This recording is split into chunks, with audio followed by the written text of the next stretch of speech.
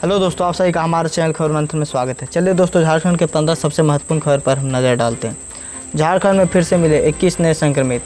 इसी के साथ संक्रमितों की संख्या बढ़कर 1744 हो गई है। झारखंड में चीनी वायरस का संक्रमण लगातार बढ़ता जा रहा है। देखते देखते चीनी वायरस की संख्या 1700 के पार पहुँच गई है।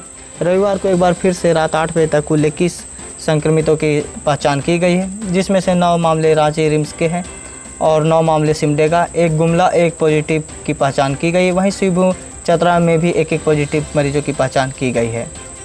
आज के ताज़ा मामलों के साथ संक्रमितों की कुल संख्या 1744 पर पहुंच गई है। 48 घंटे में सक्रिय होगा मानसून। राज्य के सभी जिलों में होगी बारिश। मौसम पूर्वानुमान के तहत 15 से 20 जून तक रांची समेत आसपास के क्षेत्रों में बादल छाए रहेंगे।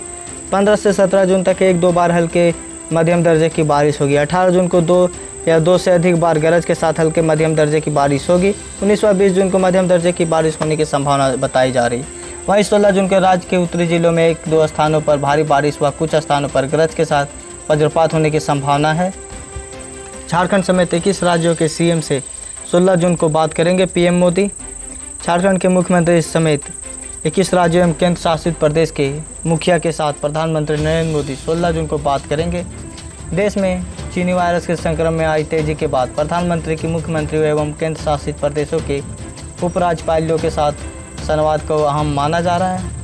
मंगलवार को जिन 21 राज्यों एवं केंद्र शासित प्रदेशों के साथ मुख्यमंत्री एवं उपराज्यपालों के साथ प्रधानमंत्री संवाद करेंगे, उनमें झारखंड भी शामिल है। बॉर्डर एरिया में रोड बनाने जाएगा श्रमिकों का 4 जत्था। शनिवार को सीएम ने पहले जत्थे को किया रवाना।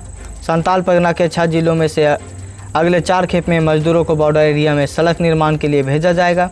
सीमा सड़क संगठन बीआरओ और राज्य सरकार के बीच एमयू के बाद श्रम नियोजन विभाग ने इसकी तैयारी शुरू कर दी है। विभागीय सूत्रों के अनुसार आगामी 16, 20, 24 और 28 जून को संताल परगना के मजदूरों को अलग अलग जत्थे को स्पेशल ट्रेन से दुमका रवाना किया जाएगा।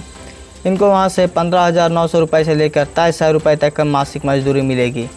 इसमें किसी भी चौलिए का कोई भी दखल नहीं होगा। सरकार लेगी बड़ा फैसला, अब पूरे देश में फिर से होगा बंद। भारत में चीनी वायरस का कहर जारी है। अब कोविड-19 के नए मामले अब हर दिन रिकॉर्ड तोड़ रहे हैं।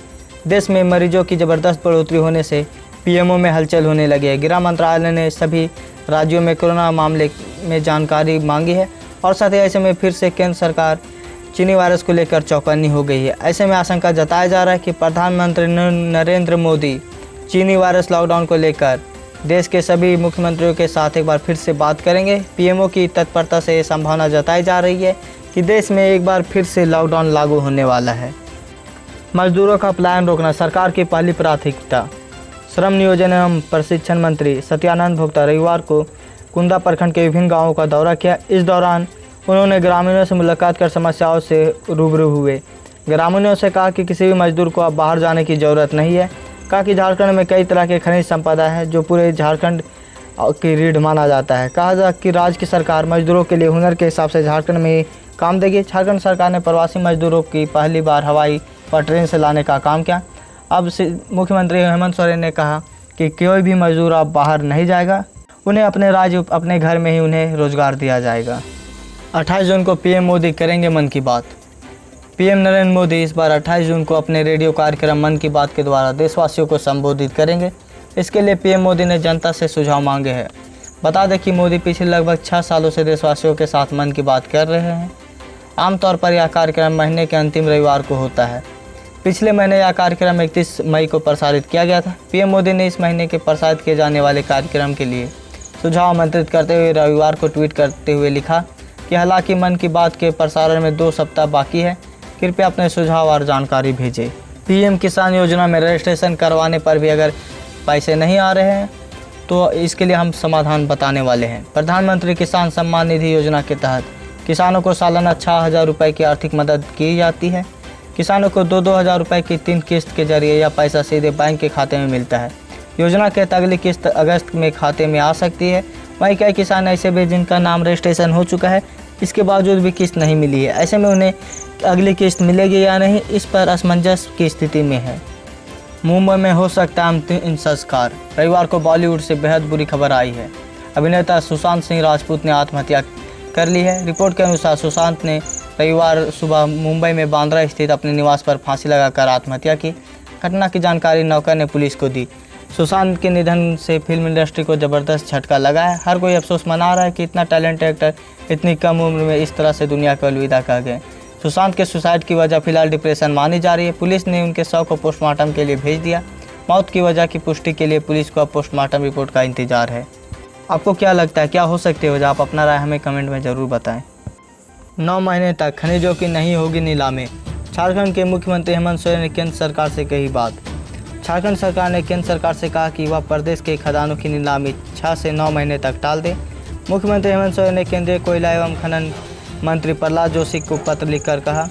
उन्होंने कहा कि प्रस्तावित खनिज नीलामी प्रक्रिया को 6 से 9 माह के लिए आगे बढ़ाया जाए, क्योंकि चीनी वायरस के संक्रमण एवं अंतर्राष्ट्रीय यात्रा पर रोक की वजह से नीलामी प्रक्रिया में कई देश व विदेशी कंपनियां भाग नहीं ले सकेंगी, जिससे सीधा असर नीलामी पर पड़ सकता है। राज्य सरकार ने दिए संकेत, 16 जून से खुल सकती है कपड़े, जूते, चप्पल और सैलून। छामू ने कहा कि राज्य में गतिविधियां सामान्य होनी चाहिए, इसके लिए बंद संस्थान और दुकानों को खोला जाना बेहतर होगा। एक प्रोटोकॉल बनाकर सतर्कता और विशेष निगरानी में कपड़े, जूते, चप्पल और सैलून को खोली जानी चाहिए। साथ ही निजी बसों का परिचालन भी शुरू किया जाना चाहिए।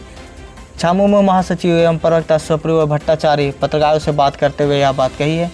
16 जून से कपड़े और जूते, चप्पल की दुकान खुले जाने की उम्मीद जताई जा रही है। इस पर आपका क्या राय है? क्या कपड़े की दुकान खोलनी चाहिए और बस सेवा को फिर से शुरू करना चाहिए? आप अपना राय हमें कमेंट में ज़रूर बताएं। ट्रेन की बुकिंग कम हो रही है, ज़्यादातर लोग टिकट रद्द करा रहे हैं। इन दिनों रांची रेल डिवीज़न में रेल टिकट की बिक्री में कमी आई है, वहीं रिफंड अधिक हो रहा है। रांची स्टेशन से फिलहाल 2 ट्रेन की आवाजाही हो रही है। रांची पटना जनशताब्दी और रांची दिल्ली राजधानी ट्रेन ही चलाई जा रही है। इस कारण ट्रेन से यात्रा करने वालों की संख्या कम है। वहीं लॉकडाउन अवधि में ट्रेन यात्रा के लिए आरक्षित टिकट को रद्द करने वालों की संख्या अधिक है। इस कारण टिकट काउंटर पर रद्द टिकट के लिए अधिक कैश रखना पड़ रहा है। कभी कभी राशि समाप्त होने के कारण यात्रियों को दूसरे दिन भी स्टेशन आना पड़ रहा है। झारखंड राज्यसभा चुनाव, किसकी होगी जीत, किसको मिलेगी हार? झारखंड में 2 सीटों पर हो रहे राज्यसभा चुनाव में कुल 3 उम्मीदवार जंग के मैदान में हैं। झामुमो से शिबू सोरेन, भाजपा से दीपक प्रकाश और कांग्रेस से शहजादा अनवर प्रत्याशी बनाए गए हैं। इनमें झारखंड मुक्ति मोर्चा के उम्मीदवार शिबू सोरेन की जीत संख्या बल के आधार पर पक्की। राज्यसभा चुनाव के लिए 19 जून को वोटिंग होनी है। राज्य में किसानों को तत्काल मिलेगा 50,000 रुपये तक का लोन। चीनी वायरस में उपजे हालात के बीच देश में लोगों को परेशानी का सामना करना पड़ रहा है। ऐसे में चीनी वायरस को देखते हुए देश में लॉकडाउन लगाया गया था। ऐसे में देश के अन्नदाता किसानों के लिए नई यानी नकदी की समस्या सामने आ रही है। ऐसे में बैंकों ने अधिकतम 50,000 रुपये तक का लोन देने की योजना शुरू की है। किसान तत्काल नाम से शुरू हुई इस योजना की खास बात यह है कि इस लोन के लिए किसानों को सिक्योरिटी गारंटी के तौर पर कोई भी चीज़ गिरवी रखने की ज़रूरत नहीं है, क्योंकि लॉकडाउन के दौरान अपने परिवार के भरण पोषण में इन्हें ज़्यादा दिक्कतों का सामना करना पड़ रहा है। सितंबर में श्रीलंका या यूएई में हो सकता है IPL। जिस तरह से अब ऑस्ट्रेलिया धीरे धीरे T20 विश्व कप के लिए तैयार हो रहा है, ICC ने इस रद्द करने का ऐलान भी नहीं किया है। ऐसे में लगने लगा T20 विश्व कप अपने समय पर ही होगा। इसके बाद IPL 2020 को लेकर पेच फंस सकता है। BCCI की कोशिश के अगर विश्व कप ना हो तो अक्टूबर में IPL करा लिया जाए, लेकिन IPL भी हो जाए तो विश्व कप अपने समय पर हो सकता है। इसे लेकर भारतीय टीम के पूर्व कप्तान सुनील गावस्कर ने एक फॉर्मूला सुझाया है, जिस पर विचार किया जा सकता है। मकान मालिक किराया या घर खाली कराने के लिए ना करे परेशान, नहीं तो हो सकती है कार्रवाई। राष्ट्रीय आपदा प्रबंधन अधिनियम 2005 के तहत प्रावधानों के अंतर्गत प्रदत्त शक्तियों का प्रयोग करते हुए उपायुक्त भुवनेश्वर प्रताप सिंह ने मकान मालिकों के लिए आदेश जारी किया। आदेश में कहा गया है कि कोई भी मकान मालिक अगले आदेश तक किराएदार से किराया ना मांगे और ना ही किराएदार को परेशान करे। किसी भी स्थिति में मकान खाली करने की धमकी या दबाव नहीं डाले।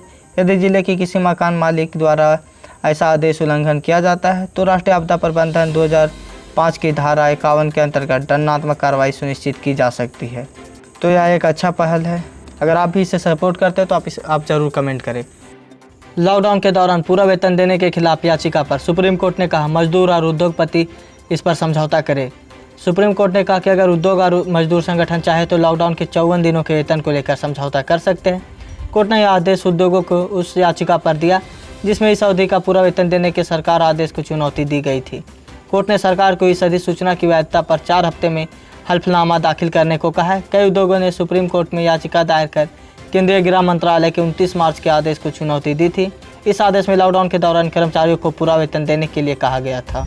तो दोस्तों आज की ताज़ा खबर बस इतना है। अगर आप हमारे चैनल में नए हैं तो हमारे चैनल को सब्सक्राइब करें और बेल आइकन दबा दें ताकि जब हम वीडियो डालें नोटिफिकेशन आप तक पहुँचे, और साथ ही इस वीडियो को ज़्यादा से ज़्यादा लाइक करें और शेयर करें।